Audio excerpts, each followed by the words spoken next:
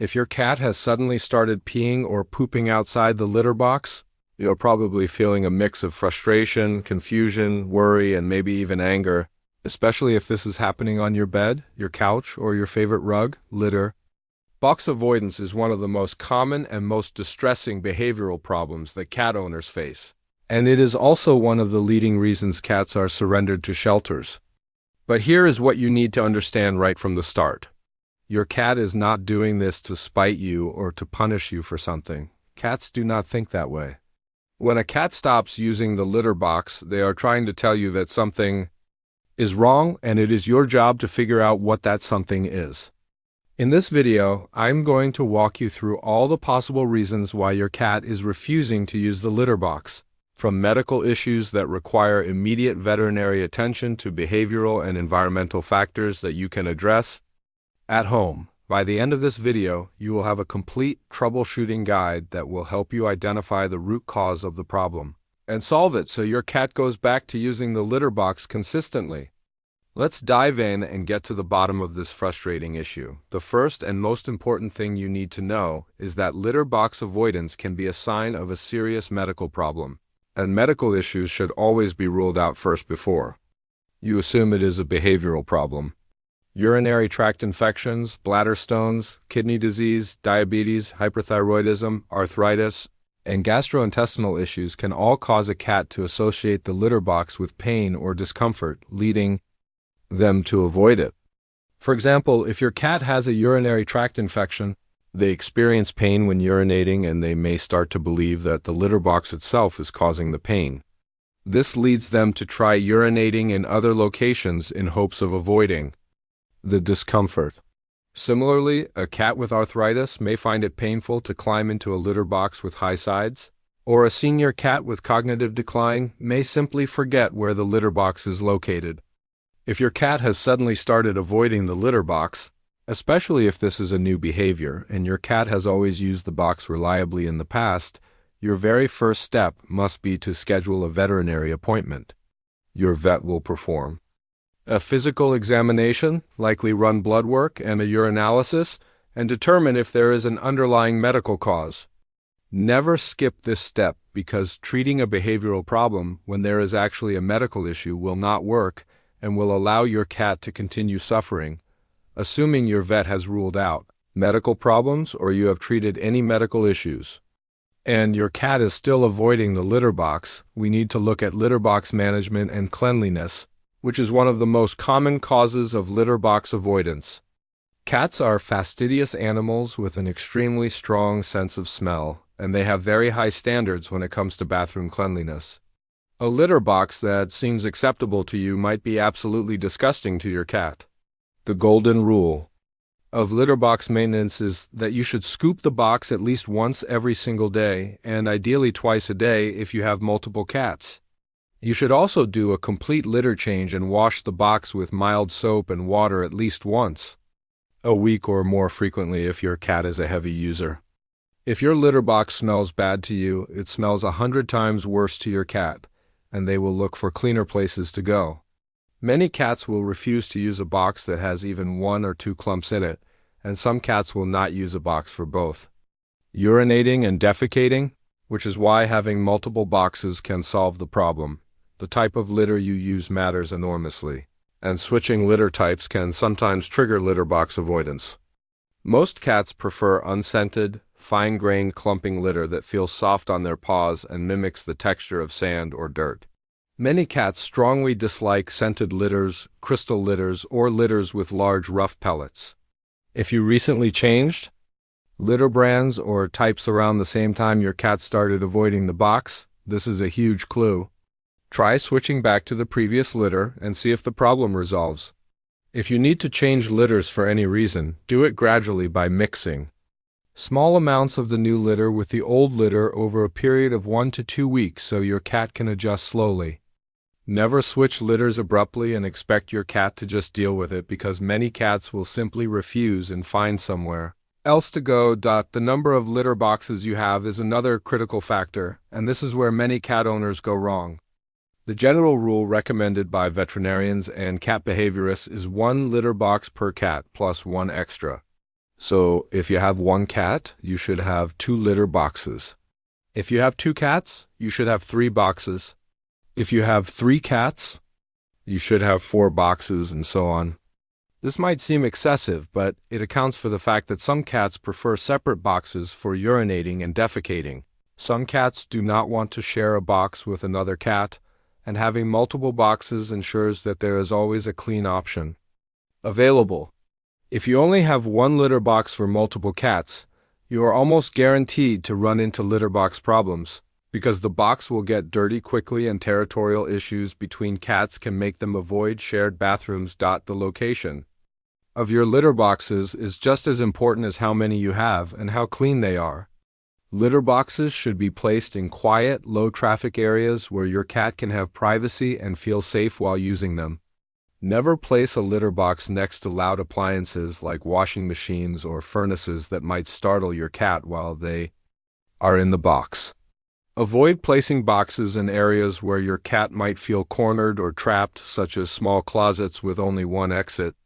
If you have multiple floors in your home, you should have at least one litter box on each floor so your cat does not have to travel long distances to reach a box, which is especially important for senior cats or cats with mobility issues.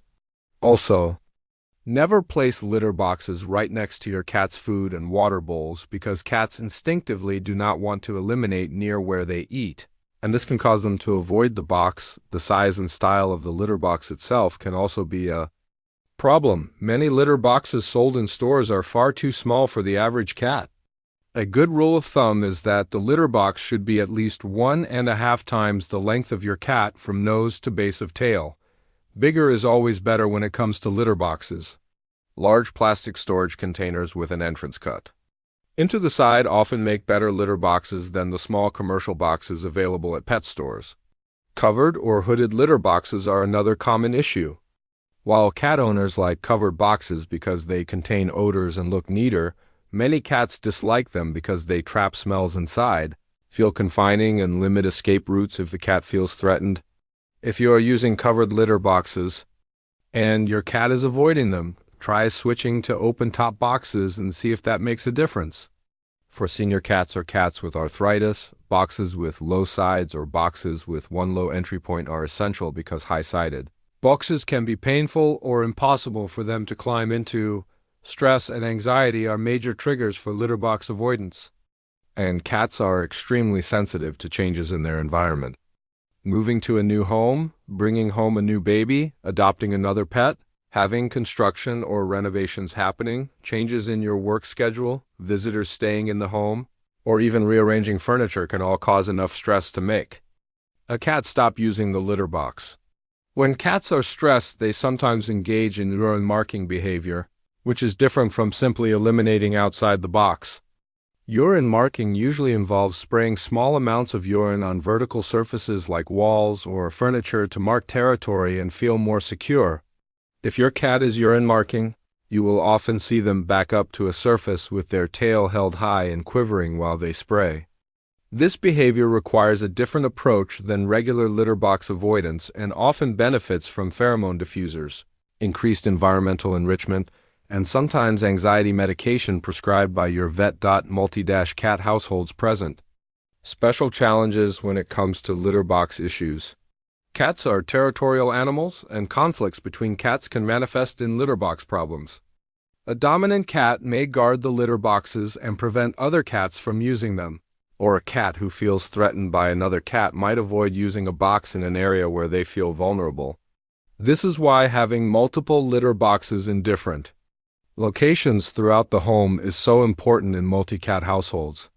You need to ensure that no single cat can control access to all the boxes, and you need to provide enough boxes that each cat can find a safe option. Watching the dynamics between your cats and looking for signs of tension, such as hissing, swatting, blocking doorways, or one cat consistently chasing another, can give you clues about whether inter-cat conflict is contributing to litter box problems. Previous negative experiences with the litter box can create lasting aversions. If your cat was startled by a loud noise while using the litter box, was ambushed by another pet, experienced pain while eliminating due to a medical condition, or had any other frightening or unpleasant experience associated with the box, they may develop an aversion and start avoiding it. This is one reason why addressing medical issues promptly is so important, because even after the medical problem is resolved, the negative association may remain and require retraining. If you suspect your cat has developed a litter box aversion, you may need to completely reset their relationship with the box by introducing brand new boxes in different locations with different litter, essentially giving your cat a fresh start. Surface preferences and location preferences can also develop when a cat starts eliminating outside the box. Once your cat has peed on your bed, carpet, tile floor, or bathtub a few times, they may start to prefer that surface or location over the litter box, especially if those areas have not been thoroughly cleaned and still smell like urine to your cat's sensitive nose. This creates a reinforcing cycle where the cat continues to return to the same spots. Breaking this cycle requires thoroughly cleaning all soiled areas with an enzymatic cleaner specifically designed for pet urine, which breaks down the uric acid crystals that regular cleaners leave behind. You may also need to block access to preferred elimination spots temporarily. Change the texture of those surfaces by placing things like aluminum foil or plastic carpet runners over them, or make the litter box more appealing than the alternative. Locations. Let's talk about the cleaning process because this is critical to solving litter box problems. Regular household cleaners, even those with strong scents, will not completely eliminate urine odors that cats can detect. You must use an enzymatic cleaner like Nature's Miracle, Rocco and Roxy, or simple solution that contains enzymes specifically designed to break down the proteins and uric acid in pet urine. Thoroughly saturate the soiled area with the enzymatic cleaner, following the product instructions, and allow it to air dry completely. Do not scrub or use other cleaning products first, as this can set the stain and make it harder for the enzymes to work. For carpet or upholstery, you may need to treat the area multiple times. For mattresses or furniture that cannot be easily cleaned, you might need to use waterproof covers or temporarily block access to those items while you work on retraining your cat. Retraining a cat to use the litter box after they have developed avoidance behavior requires patience and a systematic approach. Start by implementing all the litter box best practices we have discussed, including having enough boxes, keeping them scrupulously clean, using the right litter and box type, and placing them in appropriate locations.